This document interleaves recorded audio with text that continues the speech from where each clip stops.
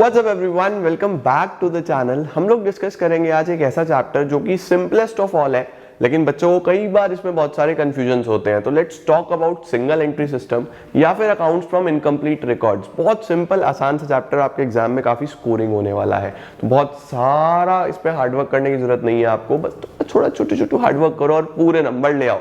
Let's begin.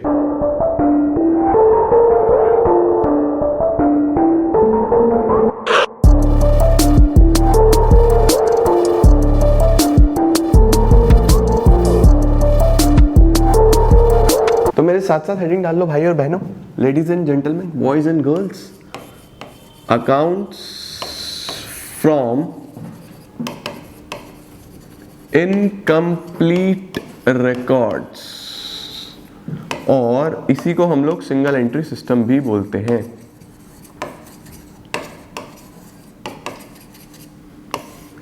Accounts from incomplete records या फिर single entry system. अब देखो ये क्या चीज है, हम लोग अकाउंट्स अपनी जितनी भी बनाते हैं वो डबल एंट्री सिस्टम पे बनाते हैं कि एक डेबिट साइड एक credit side.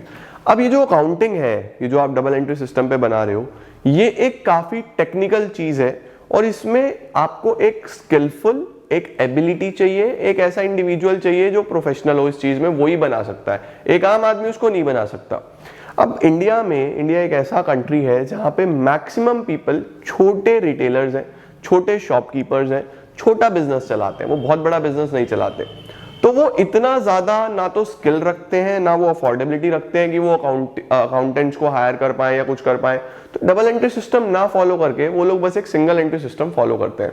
Single entry system का मतलब होता है कि बेसिकली आप एक नॉर्मल बेसिस पे, लाइक एक डायरी में आप सिर्फ रिकॉर्डिंग्स रखते हो कि मेरा इतना माल बिका, इतना माल खरीदा, इतना मेरा प्रॉफिट मार्जिन है, ये मतलब एक बेसिक जानकारी रखना, उसको सिस्टमैटिक मैनर में ना बनाना, उसी को हम लोग बोलते हैं सिंगल एंट्री सिस्टम या फिर अकाउंट्स फ्रॉम इनकम्प्लीट रिकॉर्ड्स।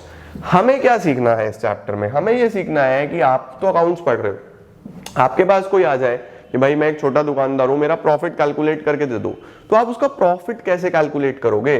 तो हमें इस चैप्टर में मेनली सीखना है हाउ टू कैलकुलेट प्रॉफिट। हमें प्रॉफिट निकालना कैसे है, ठीक है? तो प्रॉफिट निकालने के लिए बड़ा सिंपल साधारण सी चीज है यार कि ओपनिंग कैपिटल और क्लोजिंग कैपिटल को कंपेयर कर लो। आपको कभी भी सिंगल एंट्री सिस्टम पे या किसी भी ऑर्गेनाइजेशन का प्रॉफिट देखना हो तो देखो उसका शुरू में कैपिटल कितना था और लास्ट में कैपिटल कितना है। फॉर एग्जांपल मैं आपको एक छोटा सा एग्जांपल देता हूं कि स्टार्टिंग में मेरी कैपिटल है 50 लाख रुपीस और लास्ट में हो गई 60 लाख, तो 10 लाख खुद से तो कैपिटल नहीं बढ़ेगी। 10 लाख का क्या कंसीडर कर लिया जाएगा? प्रॉफिट कंसीडर कर लिया जाएगा। तो इसके लिए एक छोटा सा फॉर्मूला यूज होता है। फॉर्मूला के लिए मैं आपको बेसिक से लेके चलता हूं। मैंने आपको बोला कि एक ऑर्गेनाइजेशन में जो शुरू में कैपिटल लगी उसको बोलते हैं opening capital. Please full forms use करना एग्जाम में, शॉर्ट फॉर्म्स पे नंबर कट जाते हैं। Opening capital for example 1 lakh rupees की है किसी ऑर्गेनाइजेशन की, ठीक है जी। अब उसने क्या करा, उसने 20,000 और इंट्रोड्यूस कर दिया, तो यहाँ पे ऐड हो जाएगा, जो और लगा दिया उसको बोलते हैं additional capital.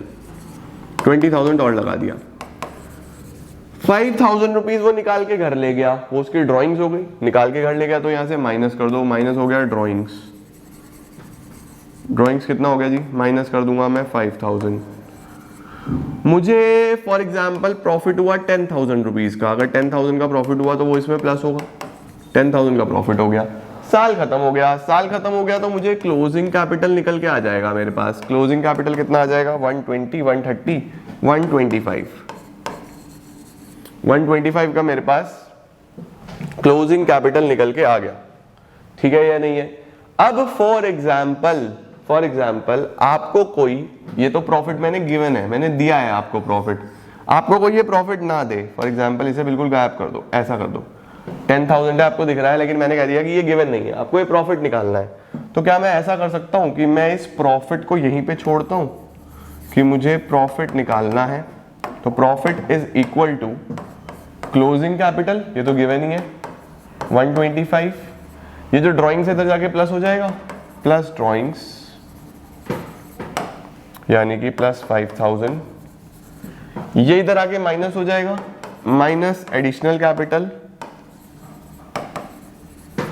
Minus opening capital, ये भी इधर आके माइनस हो जाएगा। तो 130 में से 120 हटाऊंगा, 125 प्लस 5 130, 130 में से मैं 120 हटाऊंगा तो 10,000 रुपीज का प्रॉफिट आ जाएगा। 130 माइनस 30 हमारे पास कितना आ जाएगा, 10,000 रुपीज का प्रॉफिट। 130 माइनस 120, 10,000 रुपीज का प्रॉफिट। देखो क्या 10,000 का ही प्रॉफिट था। तो इसका ये फॉर्मूला बोलते हैं आपको कि रट लो, जबकि ये फॉर्मूला नहीं है, बेसिक है, एक बहुत बेसिक सी चीज है। तो अगर आपको कहा जाए कि आपको प्रॉफिट निकालना है तो आपको बनानी होगी एक स्टेटमेंट जिसको बोलते हैं statement of profit and loss. तो statement of profit and loss का क्या फॉर्मेट होता है बेटा? Statement of profit and loss का फॉर्मेट होता है closing capital, please full forms use करना, plus drawings minus additional capital minus opening capital. Closing capital plus drawings, एक वैल्यू आ जाएगा, माइनस ओपनिंग कैपिटल, ये माइनस कर दो और माइनस कर दो एडिशनल कैपिटल। तो आपके पास यहाँ पे जो वैल्यू आएगी या पॉजिटिव आएगी या नेगेटिव आएगी। अगर पॉजिटिव आई तो आप उसको बोल दोगे प्रॉफिट, अगर नेगेटिव आई तो आप उसको बोल दोगे लॉस। सबसे पहले तो आपको ये पता होना चाहिए कि प्रॉफिट निकलता कैसे है, इस स्टेटमेंट से निकलता है। यानी मेजर जो मुझे क्वेश्चन में गिवन होना चाहिए वो क्लोजिंग और ओपनिंग कैपिटल है। ये दोनों अगर नहीं भी गिवन है तो जीरो। नोट डाउन कर लो जल्दी से। सर ये तो नोट डाउन हो गया। अब क्वेश्चन में कॉम्प्लेक्सिटी कहां पे आती है, क्वेश्चन कहां पे आपको परेशान कर सकता है, कहां पे आपको समझ में नहीं आएगा। कई बार ऐसा होगा कि आपको ये ओपनिंग कैपिटल भी नहीं देगा और ये क्लोजिंग कैपिटल भी नहीं देगा।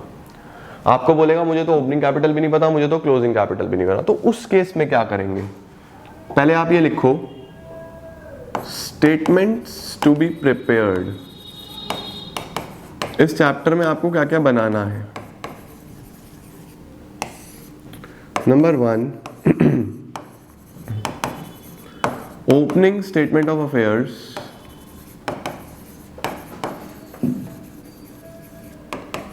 To calculate opening capital. अगर ओपनिंग कैपिटल गिवन ना हो तो हम ओपनिंग स्टेटमेंट ऑफ अफेयर्स बनाते हैं। Closing statement of affairs to calculate closing capital. अगर क्लोजिंग कैपिटल भी गिवन ना हो तो हम क्लोजिंग स्टेटमेंट ऑफ अफेयर्स बनाते हैं। क्या होता है स्टेटमेंट ऑफ अफेयर्स अभी बताऊंगा। Number 3, statement of P and L. Statement of profit and loss वो मैंने आपको ऊपर बताई दी। ये किस लिए होता है? टू कैलकुलेट प्रॉफिट या फिर लॉस। तो ये तो आपको बनाना आ गया, ये तो हो गया। अब देखो स्टेटमेंट ऑफ अफेयर्स क्या होता है बेटा। जब आप डबल एंट्री सिस्टम फॉलो करते हो तो आप बैलेंस शीट बनाते हो, है ना। बैलेंस शीट के एक्सट्रैक्ट अगर सिंगल एंट्री के बेसिस पे बनाऊं, यानी एक सिंगल एंट्री सिस्टम में मुझे मेरे डेटर, क्रेडिटर, स्टॉक, ये सारी चीजें पता हो, तो मैं अगर एक उस तरीके का स्टेटमेंट बनाऊं तो उसे क्या बोलते हैं? Statement of affairs. तो स्टेटमेंट ऑफ अफेयर्स का क्या फॉर्मेट होता है? स्टेटमेंट ऑफ अफेयर्स का क्या फॉर्मेट होता है अगर आप देखो तो आपको बेसिकली क्या करना है? आपको बेसिकली यहां पे सारे के सारे अपने एसेट्स लिख लेने हैं। सारे एसेट्स, तुम्हारे जितने भी एसेट्स होते हैं सब, जैसे कि land, building, plant machinery, stock, furniture, debtor, जितनी भी चीजें हैं, land, building, plant machinery, stock, furniture, debtor, वो सब आप यहाँ पे वैल्यू पुट डाउन कर दो। ठीक हो गया। उसके बाद आपको यहाँ पे लाइबिलिटीज लिख देनी है, चाहे वो क्रेडिटर है, चाहे वो बिल पेबल है, चाहे वो बैंक ओवरड्राफ्ट है, ठीक है, चाहे वो बैंक लोन है या किसी भी प्रकार की, ये सारी आपकी लाइबिलिटीज आ गई। अब मुझे बताओ, आपने अकाउंटिंग इक्वेशंस में भी पढ़ा था कि assets minus liability is equal to capital. तो यहां पे आप क्या करोगे? आप इन सब का सम करोगे, इधर उसमें से ये माइनस करोगे तो यहां पे आपके पास कैपिटल निकल जाएगा एज अ बैलेंस। ये आपका टोटल हो गया,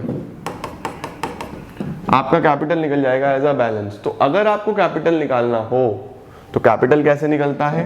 इन सभी एसेट्स का टोटल करेंगे, एसेट्स माइनस कर देंगे सभी liabilities, assets minus liabilities is capital.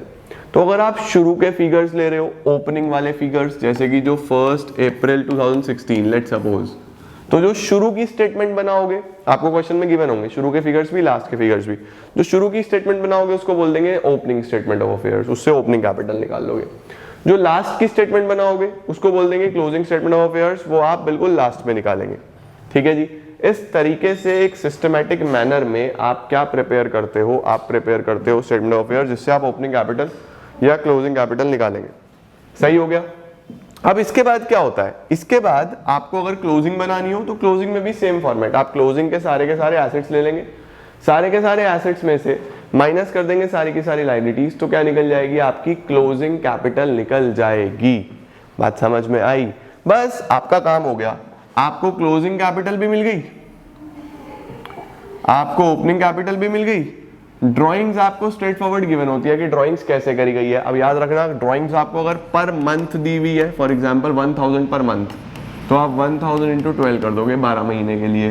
1000 annually दी है तो आपको कुछ नहीं करना, वो तो एनुअली है। अगर दिया है आपको पर वीक है तो आप 52 से मल्टीप्लाई कर दोगे। ये याद रखना कि पर वीक है तो क्या करना है, पर मंथ है तो क्या करना है, ये आपको सिस्टमैटिकली करके चलना है। और एडिशनल कैपिटल तो आप जानते ही हो, एडिशनल कैपिटल आपको स्ट्रेट फॉरवर्ड गिवन होगा। इस तरीके से क्लोजिंग कैपिटल भी मिल गया आपको, ड्राइंग्स भी मिल गया, एडिशनल कैपिटल भी मिल गया, ओपनिंग कैपिटल भी मिल गया। सिस्टमैटिक मैनर में आपका प्रॉफिट या लॉस यहां से आप फाइंड आउट कर सकते हो। तो ये थे हमारे बेसिक्स, जिसमें मैंने आपको बताया कि इस चैप्टर में किस तरीके से आपको प्रॉफिट या लॉस निकालना है। प्रॉफिट या लॉस निकालने के लिए ये स्टेटमेंट आपको बनाना आना चाहिए, और इस स्टेटमेंट के बाद आपके पास स्ट्रेट फॉरवर्ड यहाँ से सारे ही क्वेश्चंस आप बना सकते हो। नेक्स्ट क्लास में मैं आपको इसके क्वेश्चन कराता हूँ, चैप्टर हो जाएगा खत्म। कुछ नहीं है इसके अंदर, बहुत सिंपल सा चैप्टर है। तो thank you so much everyone, I am gonna see you all super soon. Till then अच्छे से पढ़ते रहो, बहुत अच्छे से कॉन्सेप्ट्स बनाते रहो। बहुत जल्दी मिलता हूँ नेक्स्ट क्लास में। Thank you.